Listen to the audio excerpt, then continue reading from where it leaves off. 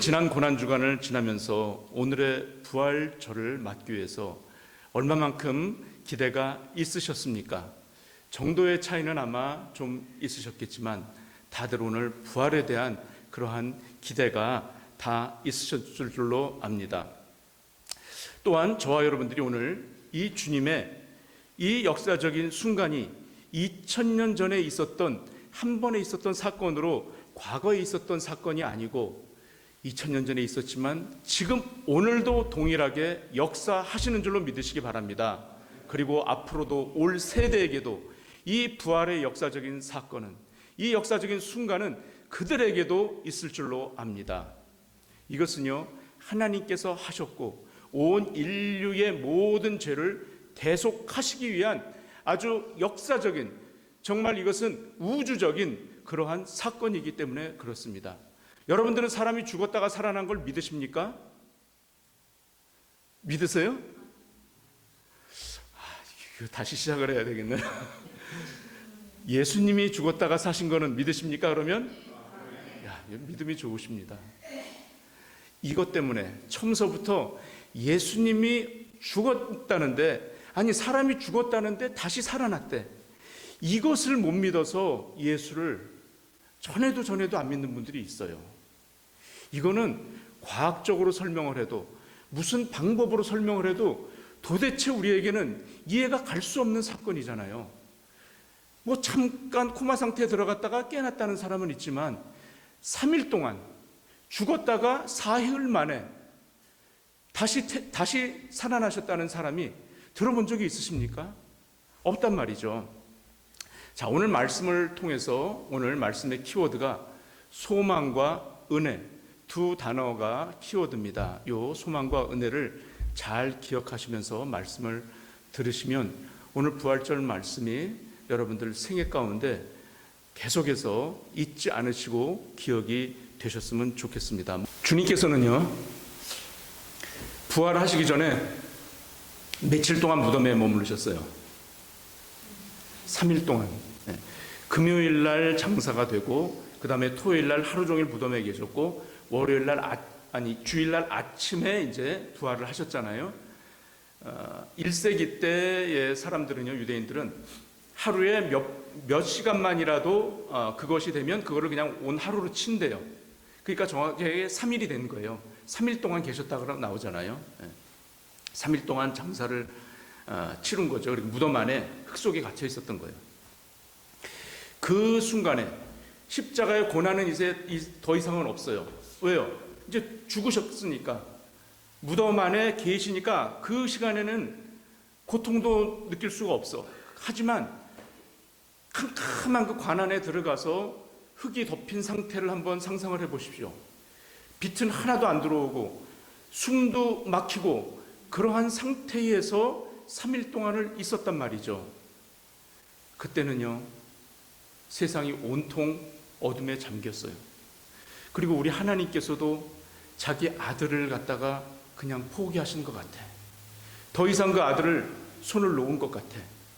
하나님의 구속의 역사를 더 이상 진행시키지 않는 듯한 그러한 상태가 되었던 거죠. 혹시 이 시간에도 말 못하시는 깊은 긴 어두운 터널을 지나고 계시는 분이 혹시 계시진 않은가요? 언제 한 줄기 빛이라도 발견할 수 있을까 기다리면서 그 어두운 길을 걷고 계시는 분들이 혹시 계실까요? 마치 하나님께서는 나를 그냥 온전히 손을 놓으신 것 같이, 더 이상은 내 기도를 듣지 않으시는 것 같이, 그런 경험이, 그런 터널을 지나오신 분들도 있을 것이고, 또 지금도 계신 분들이 있을지 모르겠어요.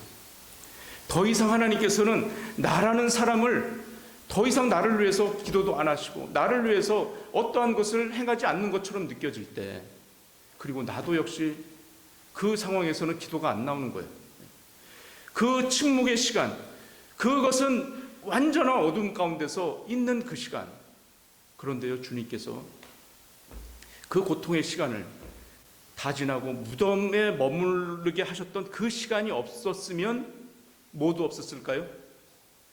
부활도 없었어요. 주님께서는 그 사랑하는 아들 독생자를 십자가 고통 가운데서 있게 하시고 하등의 조롱이나 고통을 당할 이유가 없으신 분을 십자가에 달리게 하셔서, 그리고 완전히 그 살이 찢기고 피가 낭자하고 물을 다 쏟으시면서 우리를 위해서, 그리고 그 다음에 무덤의 장사까지 지내게 하셨다는 것, 이 단 하나의 이유, 이것 때문에 오늘 저와 여러분들이 이 자리에 모신 줄로 믿으시기 바랍니다. 이거 없으면 우린 여기 모일 필요가 없는 거예요. 그 암흑의 시간, 그 침묵의 시간이 없었다면 부활도 일어날 수가 없었던 겁니다. 무덤에 장사되었기 때문에 주님의 부활이 있었던 것이고, 우리의 부활도 있는 줄로 믿으시기 바랍니다. 하나님께서 만약에 그 시간을 외면한 것 같으셨지만, 신실하신 우리 하나님께서는 예수님의 침묵과 부활을 통해서 우리를 구원하신 줄로 믿으시기 바랍니다. 너무 힘들어서 언제 끝날 것 같지 모르는 그 상태에 놓여 있을지라도 주님께서는 그 침묵의 시간을, 그 어두운 시간을 허락을 하시는 거예요. 왜요? 그 어두운 시간이 통과되어야만 새롭게 생명이 태어날 수 있기 때문에, 새로운 소망을 가질 수 있기 때문에. 밑바닥을 쳐본 사람은요, 두려울 게 있을까요, 없을까요? 두려울 게 없어요. 오히려 가진 게 많고 위에 있을수록 더 두렵죠. 왜? 하나라도 더 없어질까 봐. 100을 가진 사람은요, 하나가 없는 걸 가지고서 그것이 불만족스러워요. 그러나 아무것도 없는 상태에서 하나가 생기면 그것이 너무 감사한 거예요. 그래서 그 암흑의 시간, 그 침묵의 시간을 우리가 도저히 목에서 기도도 안 나오는 그런 순간까지도 주님께서는 몰고 가시는 순간이 있다라는 것이죠. 자, 이렇게 우리 주님께서는 결코 우리를 버리시거나 너를 모른다라고 하시는 분이 아닙니다. 그 시간도 허락을 하시는 거예요. 중요한 것은요, 그러면 내가 그렇게 힘든 시간을 지나갈 때 그 가운데서 그럼 내가 도대체 어떻게 해야 되느냐, 어떻게 해야 되느냐, 이게 중요한 거거든요. 사도 바울은요, 이 오늘 본문을 말씀할 때 어떤 부활의 그런 조직 신학을 얘기한 게 아니에요. 화려한 멋진 이런 부활의 그런 개념을 갖다가 논리를 잘 성립하기 위해서, 체계를 세우기 위해서 한 말이 아니에요. 한 사람이 죽었다는데, 그 죽은 사람 때문에 우리가 살아났다는데, 그것이 정말 당시에는 유대인들에게, 오늘날에는 저와 여러분들에게 이것이 정말로 가슴에 와닿느냐, 릴레이시 되느냐, 이거를 말씀하고 있는 거예요. 이거가 안 되면 부활도 필요 없고, 우리가 고난 당하는 것도 필요가 없고, 고난 당하는 자체가 정말 그러면 그리스도인들이 가장 불행한 사람들이 되어버리는 거예요. 고난주간 특세를 하지 않았습니까?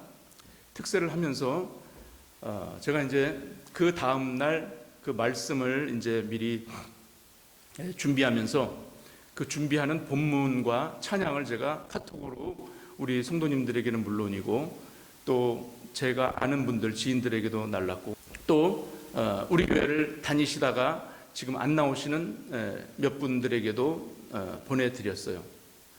근데 반응이요, 참 재밌습니다. 두 부류로 나눠지더라고요. 카톡을 보시고 감사합니다 이렇게 보내주시는 분도 계시고, 카톡을 대부분이 다 열어보세요. 열어보시고 줌의 그 예배 때 늦지 않게들 다들 오셨어요. 요번에 줌에 한 12분이 참석을 하셨어요. 새벽 예배는 뭐라고 그럽니까? 그 교인에 11조라고 그러잖아요. 12분이니까 우리는 120명 된 줄로 믿으시기 바랍니다. 네. 그런데요, 개 중에 한 분이, 이제 지금 여기 계신 분은 안 계세요. 나가신 분 중에 한 분이, 성함은 밝히지 않겠어요, 카톡을 그만 보내주셨으면 좋겠습니다 이러시더라고요. 제가 그거를 듣고서 가슴이 한편으로 아팠어요. 이거는 제가 어떤 누구 다른 사람한테 받은 내용을 전달한 게 아니잖아요. 특별히 1년에 단 한 번 있는 그 일주일 고난주간 특별 새벽 기도회를 하면서 제 나름대로는 정말 우리 성도분들이 이 예수님의 고난에 좀 참여를 하고 예수님이 도대체 왜 죽으셨는가, 그거를 좀 릴레이시 되게 하기 위해서 제가 그거를 정말 혼신을 다해서 준비를 하고서 이렇게 보내드렸던 거거든요. 그랬을 때 반응이 그렇게 나오면 제가 뭐 더 이상 할 말이 없는 거죠. 자, 우리의 그런 고통 가운데 예수님이 나를 외면했을 것 같을 때, 또 이 새벽 기도회를 하면서 그것을 사모하는 분들이 있어요. 사모하는 분들이. 우리 권사님 중에 한 분은요, 전화가 오셨어요. 전화가 오셔서, 목사님, 내일 설교 말씀 본문 준비가 되셨습니까? 물으시는 거예요. 준비를 한참 하고 있었을 때예요. 네, 권사님, 준비됐습니다. 그러면 저한테 좀 빨리 좀 보내주세요. 자, 이것이 바로 차이예요. 이것이. 이제 어떤 차이인지 한번 잘 들어보세요. 미리 그것을 받으신 거예요. 줌에는 참석을 못 하셔. 나올 형편이 안 되시니까. 그렇지만 그것을 받아보시면서 내가 미리 그 말씀에 은혜를 받고자 하는 뭐가 있는 거예요? 사모함이 있는 거예요. 사모함. 자, 여러분들 예수를 믿으시면서 힘들 때가 있어요. 그럴 때는 기도도 안 되고, 참 목사님 하는 말씀이 아유 그냥 좋은 말씀 하시나 보다, 별로 그렇게 뭐 신통하게 받아들이려고도 안 해. 뭐 늘 그 말씀이 그 말씀이겠지, 이렇게 생각할 수 있단 말이에요. 제가 그것이 어떻게 다른가 한번 보여드리겠습니다. 오늘도 제가 시청각 자료를 준비를 했습니다.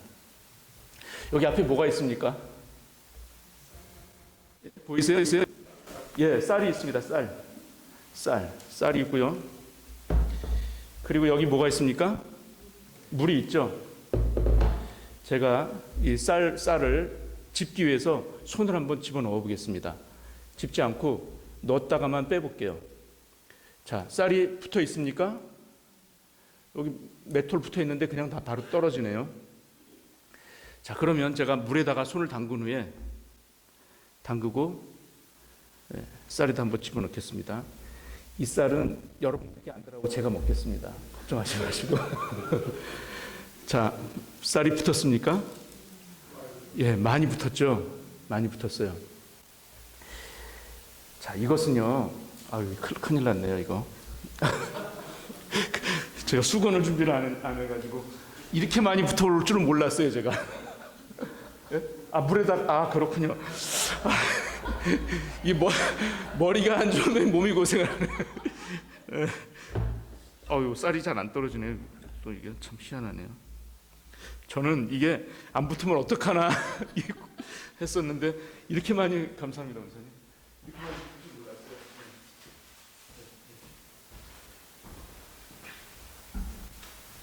몰랐어요. 굉장히 많이 붙어서 오네요. 자, 지금 제가 이렇게 보여드리는 이 장면은요, 제가 이거를 누구에게 힌트를 얻었냐면, 이거 정말 큰 인사이트가 있다. 이걸 우리 청년 한 사람하고 대화를 하는데, 이 청년이 미리 말씀을 보내주니까, 미리 본문을 보내주니까 더 기대를 하게 된다는 거예요.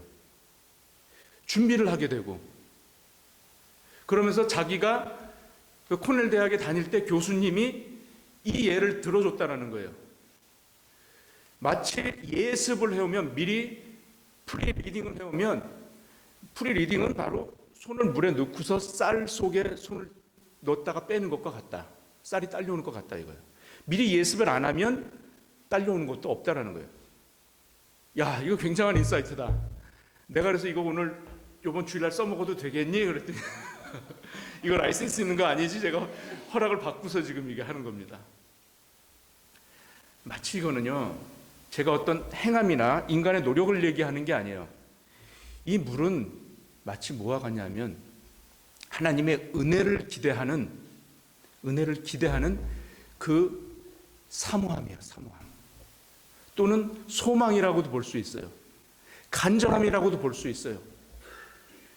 하나님이 나를 사랑하시니까 은혜는 거저 주시는 하나님의 선물인데 내가 안 해도 하나님이 은혜는 그냥 주시는 거 아니야? 그러니까 나는 아무것도 안 해도 되잖아. 이렇게 생각을 할 수가 있어요. 하나님의 은혜는 너무나 크셔가지고 세상 모든 사람들이 다 은혜를 누리고 살아요. 이 자연이 그것을 증명해 주잖아요. 햇빛을 주시고 공기를 주시고 좋은 나무를 주시고 새소리를 주시고 아름다운 바다를 주시고 파도를 주시고 때때로 바람도 주셔서 정화도 시켜주시고 오늘 비가 또 많이 내렸는데 이렇게 또 햇빛이 나게 해주시고 이런 모든 자연 은총은 하나님이 주시는 그냥 값없이 주시는 은혜는 누구나 다 받고 사는 거예요. 예수를 알던 모르던. 또 예수 믿는 자에게는 예수 그리스도라는 특별한 은혜를 주셔서 우리가 구원받았다는 은혜가 있잖아요. 그런데 살아가면서 삶 속에서 얼마나 고단하고 힘들어요. 더군다나 이민자의 삶이 말로 표현을 못 하잖아요. 어느 정도의 단계 오르고 안정이 될 때까지는. 그래서 바로 이것은 그 하나님과 나와 꼭 단절된 것 같은 침묵의 기도 시간이랄 할지라도 하나님한테 향한 시선을 놓치지 않는 그런 것과 같은 그런 마음의 중심이에요. 나의 어떤 노력이나 나의 행함이나 내가 무엇을 많이 해야 하나님이 내 기도를 들으신다라고 우리는 많이 생각을 하지만 일단 하나님은 무엇을 보세요? 우리의 중심을 보시는 분이 중심을, 마음의 중심을. 내가 하나님을 향한 간절한 사모함이 있는가? 하나님의 은혜가 있는가? 그래서 어떠한 상황 가운데서도 이 은혜만큼은 떨어지면 안 돼요. 은혜가 없어지면, 은혜가 떨어지면요 정말 힘이 듭니다. 내가 예수님을 믿고 있지만 정말 힘이 들어요. 마치 이 공장에 있는 기계가 돌아가는데 오랜 동안 안 하고 계속 돌리는 기계 같은 거예요. 기계는 능률도 안 오르고 효과도 안 오르고 그냥 그것이 버겁고 그냥 힘들고 뻑뻑하고 항상 그런 거예요, 삶이. 근데 나는 습관적으로 형식적으로 늘 다니던 교회는 다니고 한단 말이에요. 그래서 무슨 순간이 있어도 이 은혜만큼은 사모해야 되고 은혜만큼은 내가 이거를 꼭 오늘 잡아야 되겠다라는 이런 간절함이 필요한 거예요. 이게 마음의 중심인 거예요. 물에다 손을 담그는 거.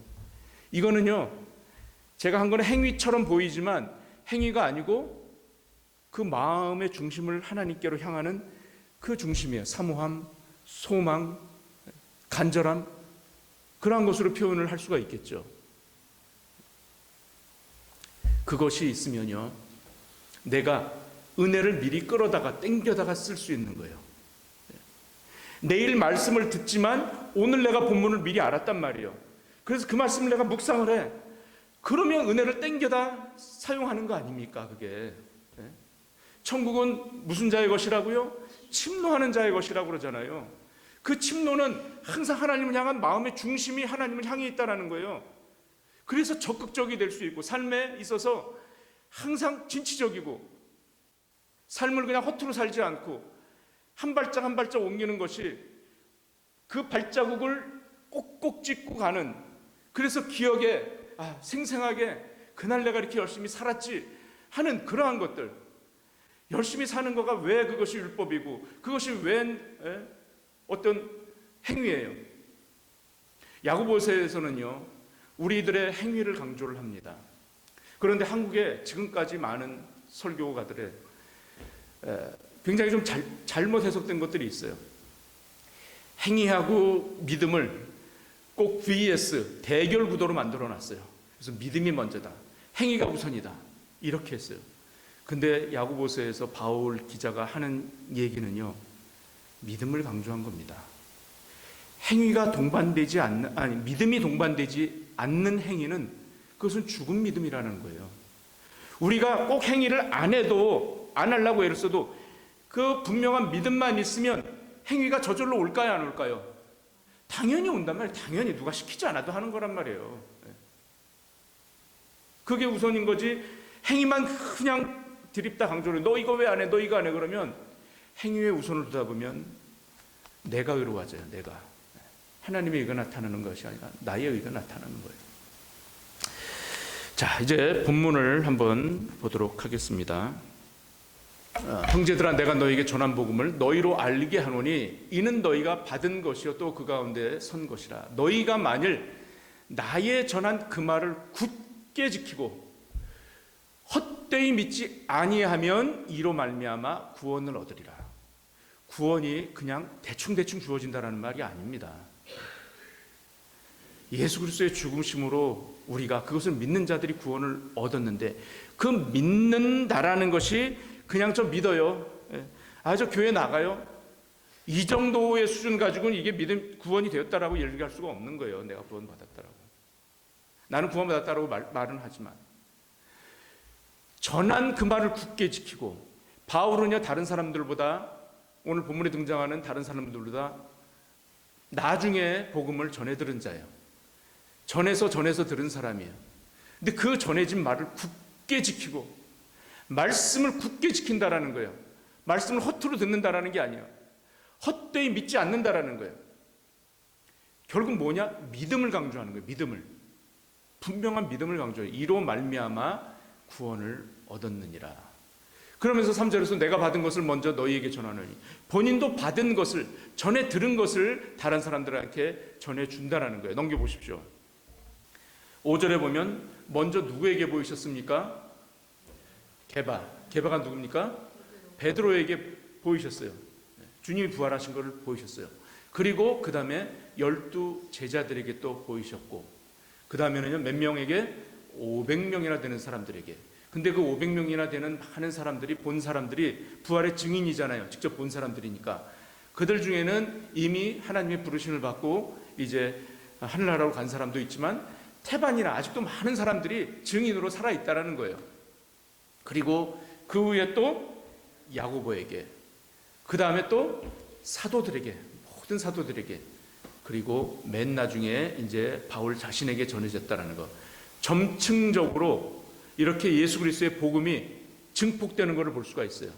한 사람에게 보이셨고, 12사람에게 보이셨고, 500명에 보이셨고, 또 사도들에게 보이시고, 이제는 그 많은 사람들을 거쳐서 자기에게까지 왔는데, 이 하나님의 부활의 사건과 예수님이라는 것이 자기같이 못난 사람에게도 이것이 전해졌을 때 이 같은 일이, 놀라운 일이 벌어진다는 걸 지금 바울이 밝히고 있는 거예요. 8절에서 맨 나중에 만삭되지 못하여 난 자 같은, 뭐예요? 자기가 모질이라는 거예요. 모질이. 형제 중에 조금 이렇게 좀 다른 형제들보다 처지는 사람들, 막 이렇게 그러잖아요. 근데 사도 바울이 만삭이 되지 못해서 태어났어요. 오늘날 말하면 모질이라는 거예요, 자기가. 근데 나 같은 사람에게도 이 부활을 증거를 하셨다는 거예요. 예수님이. 어디서 그랬어요? 담메색 도상에서 친히 만나주잖아요, 예수님이. 그러면서 9절 보시면 자기를 굉장히, 이제 자기가 이런 자다라는 것을 말씀을 하고 있는데, 나는 사도 중에서도 아주 지극히 작은 자야. 그렇게 못난 난데도 나는 사도라고 칭함을 받을 수 없을 정도로 아주 형편없는 사람이었어. 왜 그러냐면 나는 오히려 하나님을 열심히 믿는 자들을 갖다가 핍박을 했고, 그들을 잡아 죽이고 옥에 가두고 하는 그 일에 앞장섰던 사람이야. 그래서 나는 사도라고 부르는 것조차도 나는 허락이 안 되는, 감당이 안 되는 그런 사람이다라는 거예요. 그런데 이런 나에게도 주님이 찾아오셔서 자기가 오늘같이 사도가 되었다라는 것을, 예수 그리스도의 복음을 다른 사람들에게 증거하는 자가 되었다라는 것을 지금 밝히고 있는 거예요. 자, 그러면서 나중에 나의 나된 것은 뭘로 됐다고요? 하나님의 은혜. 믿으십니까? 우리 다 같이 한번 고백해 봅시다. 나의 나된 것은 나 때문이다. 자, 나의 나된 것은 하나님의 은혜다. 하나님의 은혜다. 오늘 저와 여러분들이 이렇게 그 죽음에서 부활하신 주님의 부활에 동참하고 이 감격 가운데 있는 것은 내가 수고를 많이 해서 된 것이 아니고 오직 나 나와 함께 하시는 우리 구주 예수님의 은혜로다. 이제 주님의 은혜 가운데 앞으로 우리에게 또 어떤 시련이 올지 모르고 어려움이 닥칠지 몰라요. 하지만 그 한 번의 그 부활로 인해서 우리의 모든 고난과 우리의 그 어둠 가운데 있었던 그 침묵 속의 기도까지도 주님께서는 그것을 승리하셨고 부활하신 주님을 꼭 붙잡고 나가셔서 하나님 기뻐하시는 저와 여러분들이 다 되시기를 간절히 축원드립니다.